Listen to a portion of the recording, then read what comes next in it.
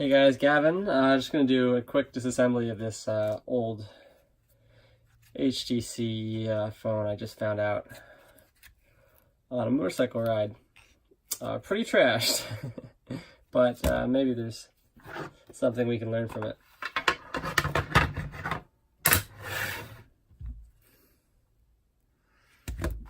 I would say the first thing to get at is the battery. Man,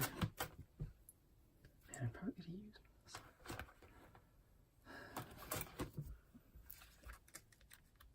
And you can stay off.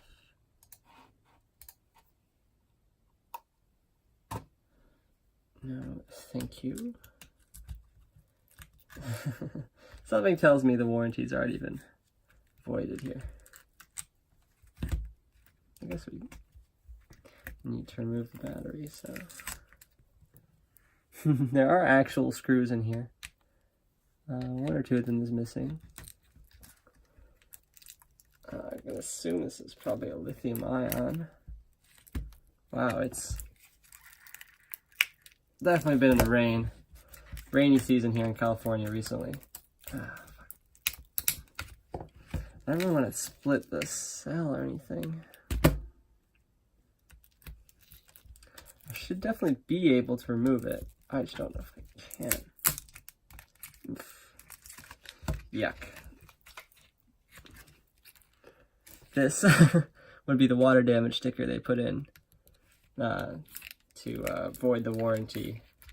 And in this case, it's definitely been activated. So there you go. You had some kind of foam-backed adhesive that was holding this in. And this is definitely damaged. It's been bent the same way the rest of the phone has. My guess is someone ran it over. And that's the connector out. Better? There we go. Even the black is worn off of this thing. You can see the barcode underneath. Positive, negative. Obviously a Chinese serial that they use for tracking and such. Let's get this tape off and see where we're at. We've got another serial, which is probably used in the factory before they do packaging, since you can't access it from the outside. And yep, that's pretty nasty.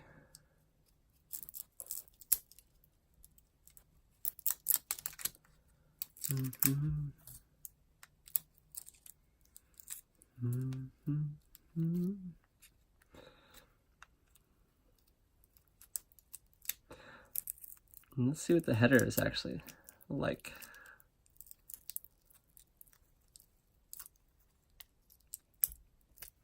There's kind of a thick bar in here. I'm wondering if it's cabling.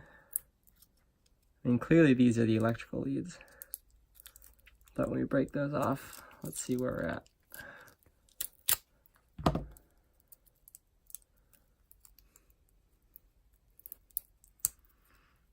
Looks like it's kind of a circuit board material. We might have some voltage regulators or diodes or whatnot on the top.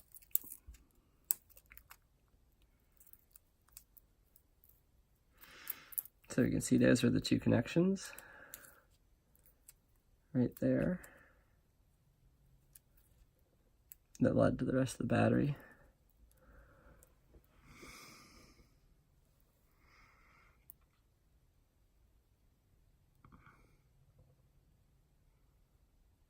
"2014 star." I'll check the serial later.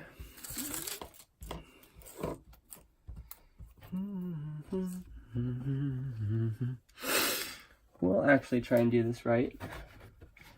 Luckily, I now have a screwdriver that can handle some of these crazier stars. So let's see. It's a safety star. One of these bad boys. They only make them safety so small, so I think this is one above.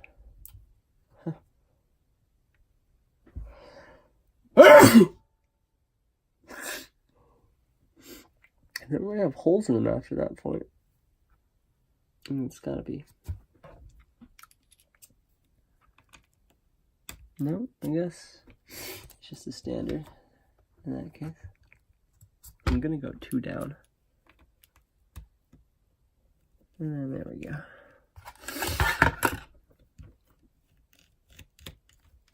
Let's get us some better light here. There we go. Apologies for the color balance. I'll fix it in post. That's gonna sound odd, but true. These are already pretty loose.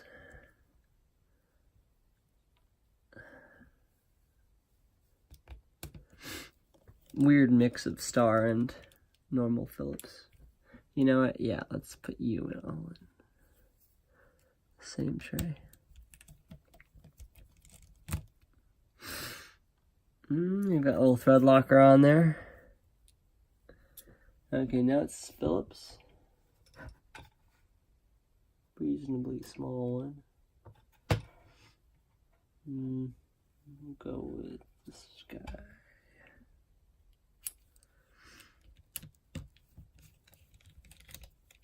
Piece of cake. Actually, that might be a layer down.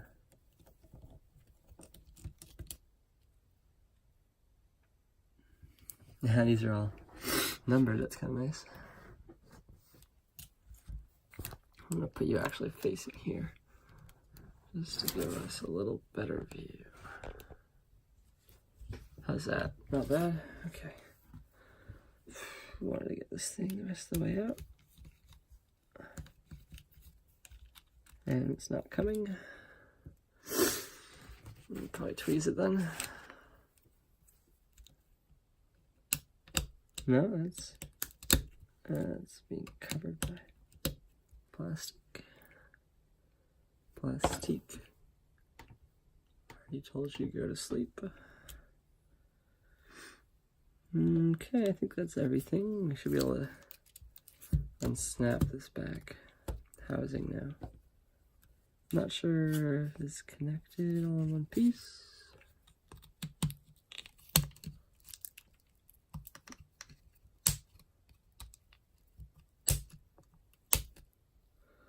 Series of just simple plastic snaps. This is clearly not one of the more expensive versions that they produce.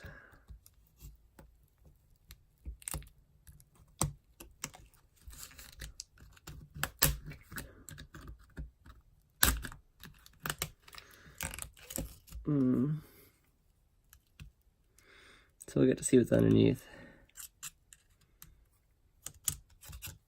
that plate and the side buttons and whatnot. Good thing this is already broken. I would never trust myself to take apart a phone that actually worked. My skills just aren't on the master level yet. Plus it goes a lot faster.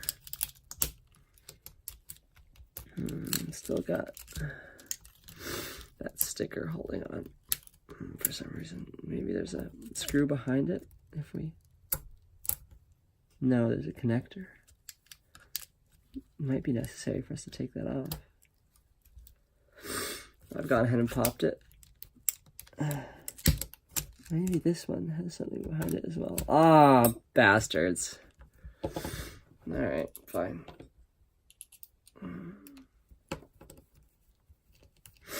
That one was hiding in plain sight.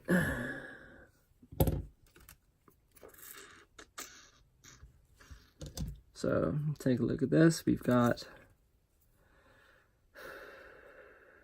kind of a little waterproof section here. It's got a gasket that would line up with the charging port of the phone. Just because maybe what's one of the entry areas. This thing's definitely not weighted to be totally waterproof, but maybe that's just a water resistant or dust resistant feature.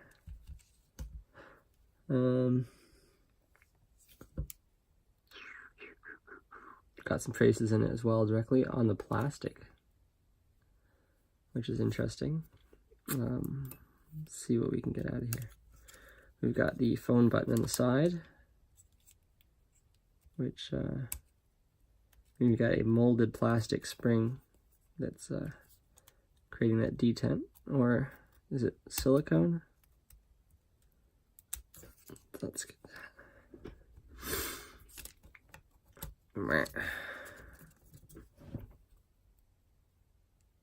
It is kind of a rubbery silicone just to retain the button in there. Same goes for this big boy, which I guess is the volume. Or the volume might have been on the other side. Hard to tell. This part was a pop-off for some ports. Oh, the SD card and the SIM card. The SIM's still in here, so we could probably trace that back and find out whose phone it was originally. Looks like it comes in a little tray. Take that out of the tray. Bam, there you go. I don't know if you can find out who a SIM is registered to. Be interesting enough to look up, although I'm pretty sure these guys know that their phone is toast.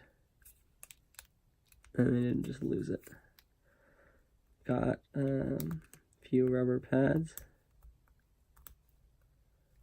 Maybe, let's see where that's going to. This component,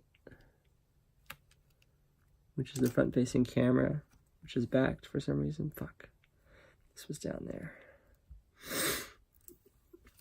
Anything else interesting? Another backing pad for the header from the battery. We've got the rubber gasket. Maybe foam. Okay, it's just foam. So scratch that about the waterproofing. I guess that's magnetic. And these traces coming through are going to these pins.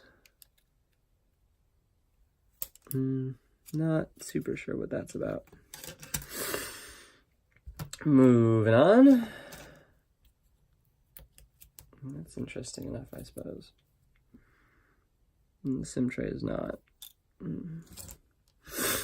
We've got, start at the bottom, less interesting piece. This thing here. Kind of looks like a flash, but it's facing towards the back and it's completely enclosed on that side.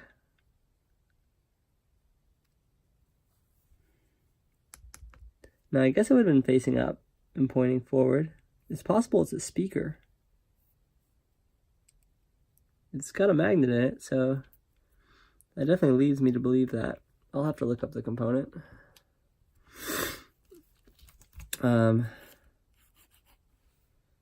We've got this mesh, which is isolating the battery from all these ribbon cables running between the two boards. So let's go ahead and take that off. And just for practice, we'll try not to damage it too hard. No, that's not. Okay, there, fuck. Whew. I couldn't even disassemble a TI-84 without destroying it last time. There's a separate connector here. That's kind of satisfying. Nice little snap. And man, is that small. That's just held in place with tabs. We've got the micro USB coming in here. Not sure what these four are. Some other ID info. Plenty of small traces and diodes and whatnot. Then here's the actual rubber part.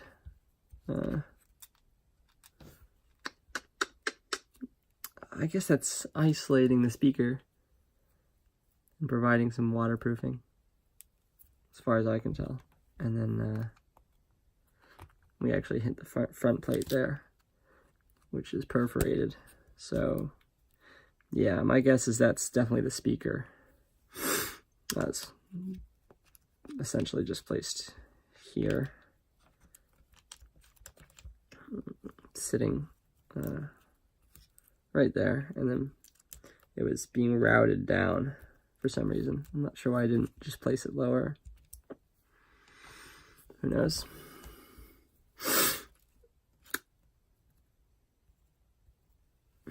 Don't know enough about all the different sensors. Go ahead and take this out. I know this tape is also electrically insulating. Okay, now we can peel this thing back. We actually see that's diving down there. Interesting. We'll definitely have more to look at in a bit.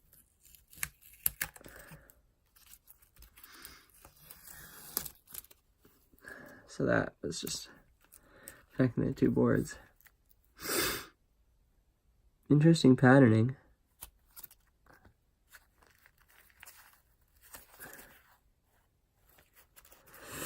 Also, maybe this is preventing electromagnetic radiation, like waves from interfering with the delicate electronics. So, you know, the battery is high voltages. So anytime you're running a voltage through a wire, you're creating a magnetic field. So it might be preventing that field from escaping and affecting the rest of the components. So let's take a look over here. What jumped out at me first is the camera. I believe it was facing like this. You can see these armatures. I think they're used for stabilization.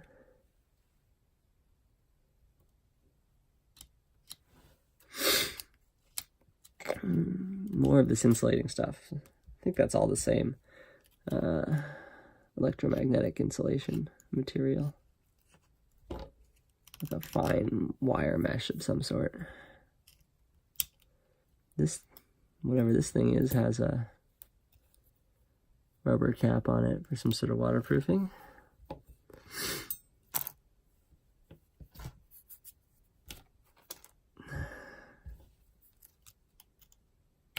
There's a front-facing camera. That's going to be the image sensor for the back-facing camera there. We've got another.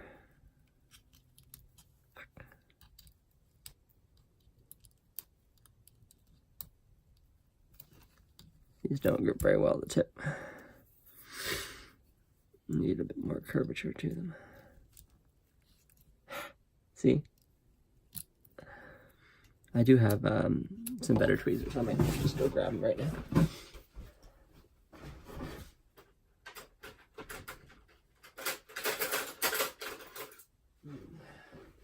There we go. Whole shebang.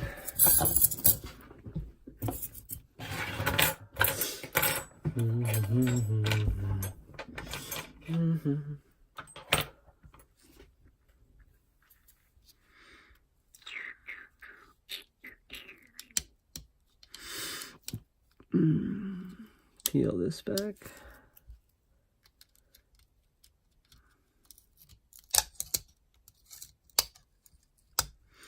It's just locked in with little tabs there. You've got a rubber as well as some sort of insulating material, I think, laid down on all the places that don't have the direct gasket connection. So that might be another layer of waterproofing, maybe for more of the sensitive components. It's got a little yellow marker. Samsung 538 KLM8GI WEPD B031 S22KF00J. Catchy.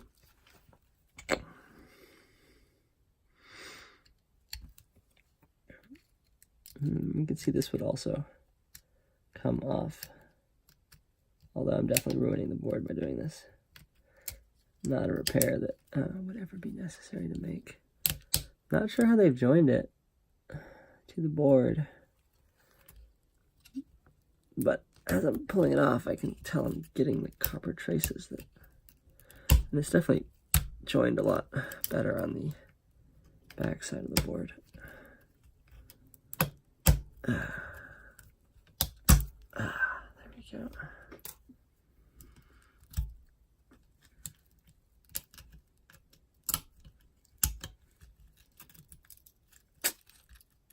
Almost feels like a crime to be taking apart something this delicate so terribly. Okay, so there's that. And we can see it was just soldered in place with some reflow.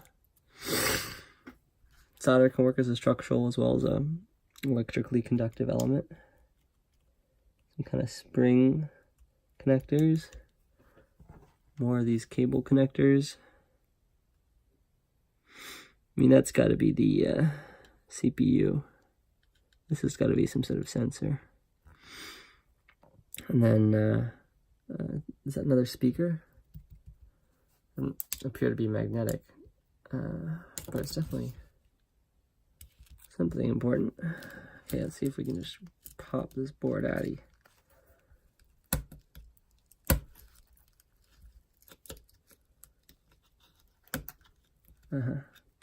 That's gonna want to come out of there, isn't it?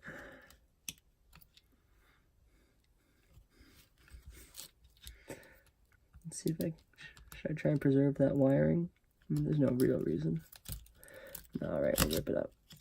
There we go. Well, why not? Let's see if we can pop that thing out.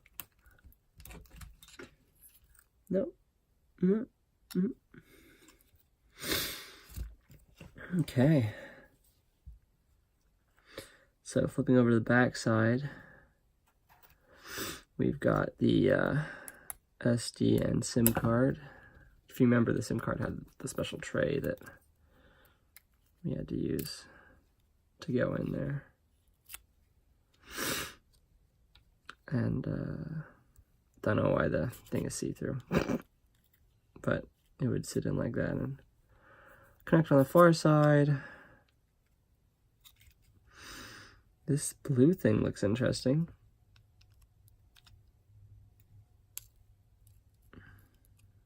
Not sure about that.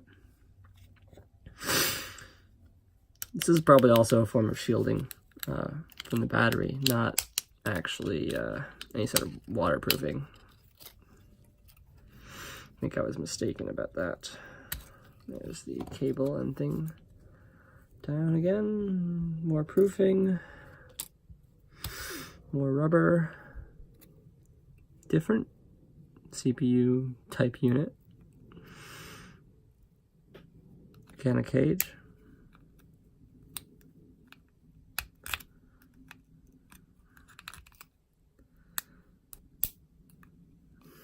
This one is attached much better.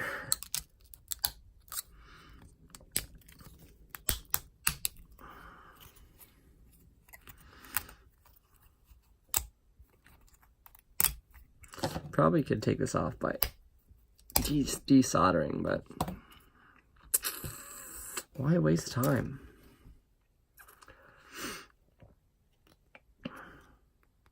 Alright, okay, there's a few nice buttons. If we remember, they're on the opposite side from the Sims. So, where does that put us exactly?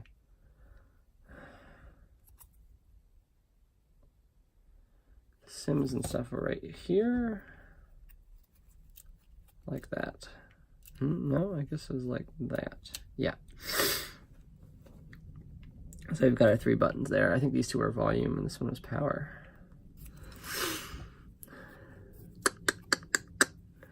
What else? What else? Nice little momentary switches.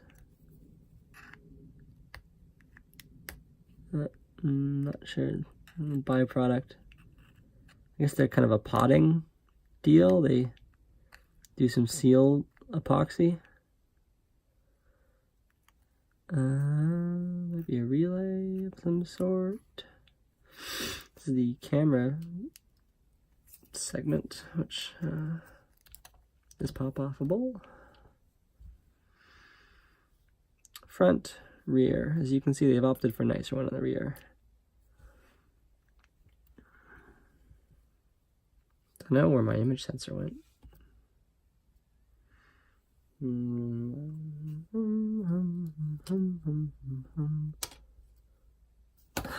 Oops. Delicate things, image sensors. When you have a DSLR and you need to change the lens, you have to expose the image sensor, and it's really important you don't get any dust, because that'll be on every single image your camera takes until you blow it off. Some nice coatings on there too, but definitely too microscopic for me to take apart anytime soon. Why don't we just take a peek behind the SIM and micro SD cases. You can see in the bottom of each case we've got a switch to tell the device that it's been plugged in and it's been inserted. So, you know, now it's been inserted, you should activate this peripheral, see what's going on with it. Something along those lines, I imagine. Interesting that you've got, I mean, pretty clearly 6 different sections. 1, 2, 3, 4, 5, 6. And I guess the middle is unimportant on the SIM. And then obviously SD has way more. It isn't a micro SD though. It's something in between.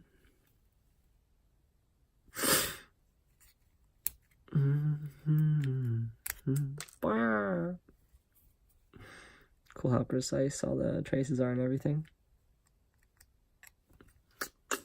Anyway, let's do the rest of the phone.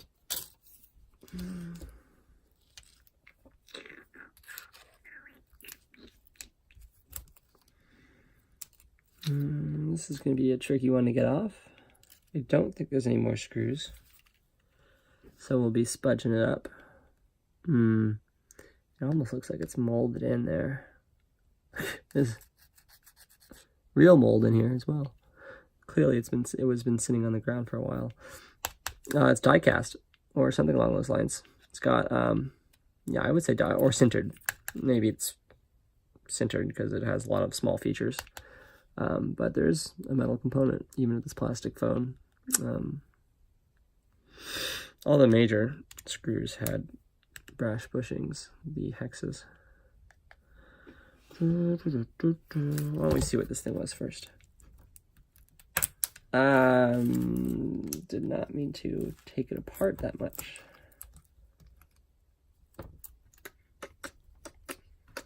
But interesting what is in it.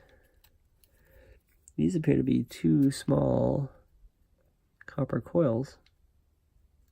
Is it a little gyro? Oh, it's probably the vibrator. Who knows? It's stuck on there pretty well.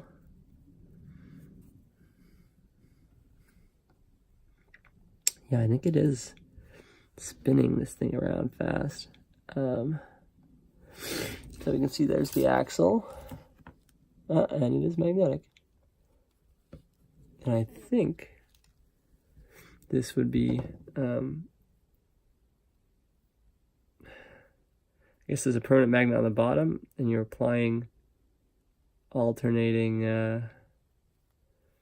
current through those coils. Not sure how you're managing that. And then this top is just for vibration dampening. Pretty cool. Figure out more about that later. We still got a few more interesting things at the top of the phone.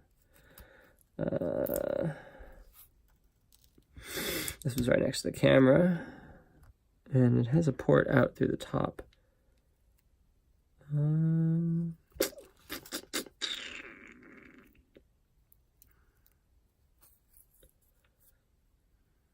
Obviously electrical, but not obviously anything else. Plenty of gunk in it from the street.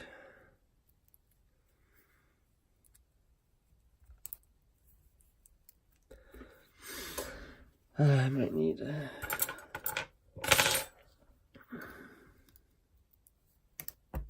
pair of pliers pretty soon.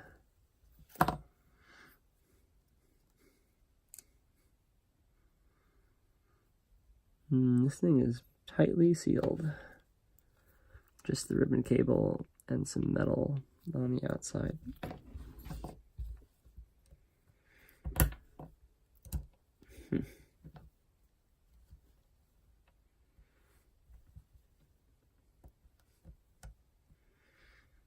I don't want to destroy it, but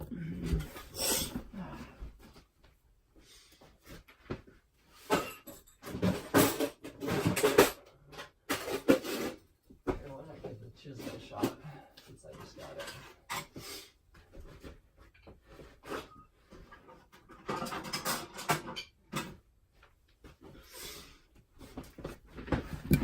So not what this beautiful woodworking chisel is meant to do.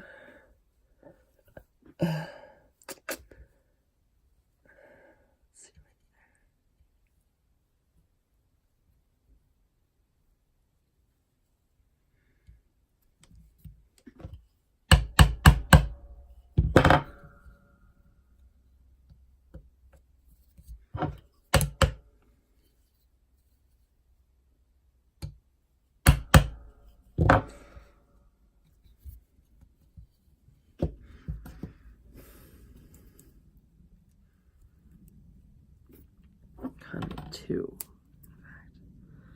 apples.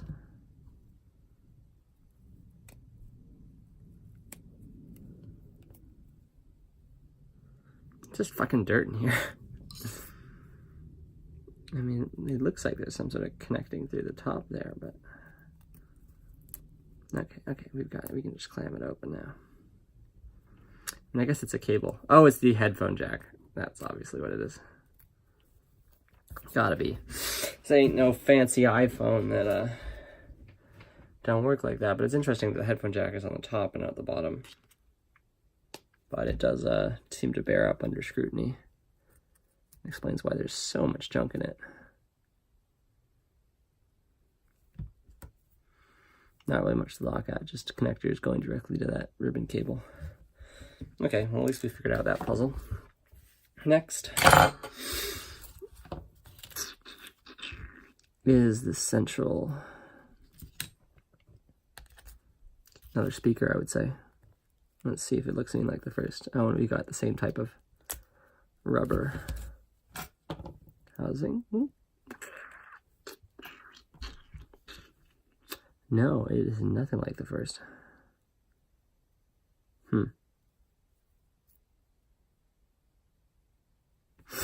Clearly some different sort of principle.